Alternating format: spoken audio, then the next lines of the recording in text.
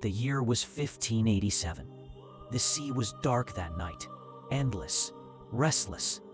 Waves crashed against the wooden hulls of two English ships sailing toward an unknown land called America. On board were 117 souls, men, women, and children, each carrying a fragile dream of a new beginning. Their leader, Governor John White, wrote in his journal, "Perhaps this will be the land where humanity begins again." When dawn finally broke and the fog began to lift, an island appeared on the horizon, Roanoke Island. Thick forests, dry cracked earth, and a silence so heavy, it felt like the land itself was holding its breath. The settlers built small wooden houses, a fragile colony of hope in the heart of the wilderness. White's daughter, Eleanor Dare, gave birth to a baby girl, Virginia Dare, the first English child born in the New World. For a while, there was laughter. There were songs. Life had begun to take root. But behind every smile, there lingered hunger and fear. The soil was barren, the water brackish. Trust with the nearby tribes hung by a thread.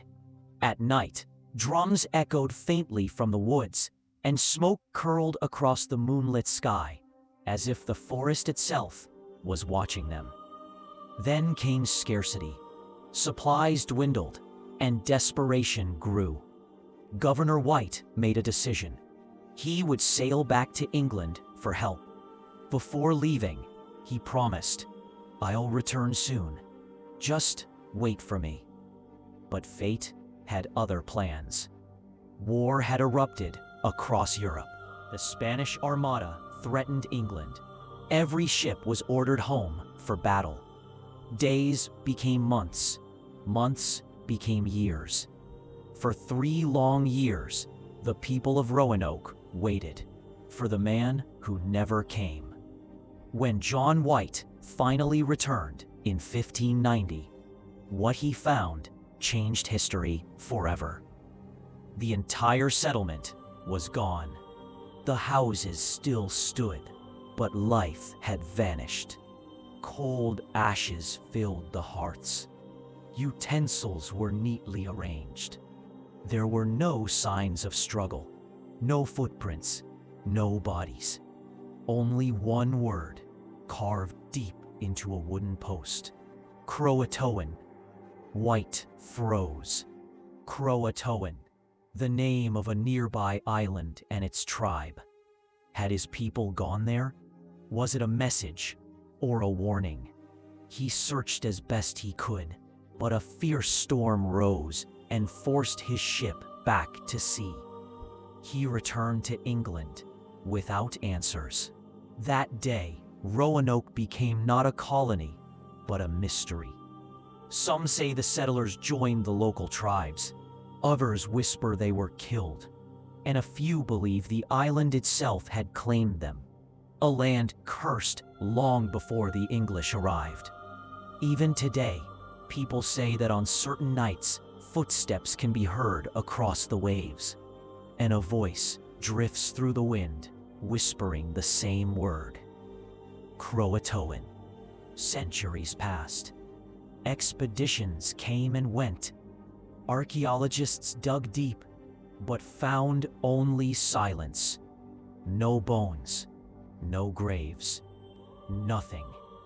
One explorer wrote in his diary, "As darkness fell, I saw light flicker inside an old wooden house. But when I approached, it vanished." Modern DNA studies suggest that traces of English ancestry still live within some Native American families. If that's true, perhaps the colonists did survive, but at the cost of their identity. Every year, Roanoke Island hosts the Lost Colony Festival, a reenactment of this forgotten history. Actors bring the story to life once more, but locals say, when the lights go out and the crowd leaves, soft footsteps echo by the lake, and the wind whispers again, Croatoan. Archaeologists believe that if we dig deep enough, we may yet find the truth. But perhaps this mystery was never meant to be solved.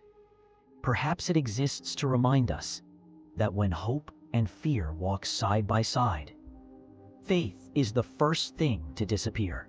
Some stories never truly end. They simply wait to be told again.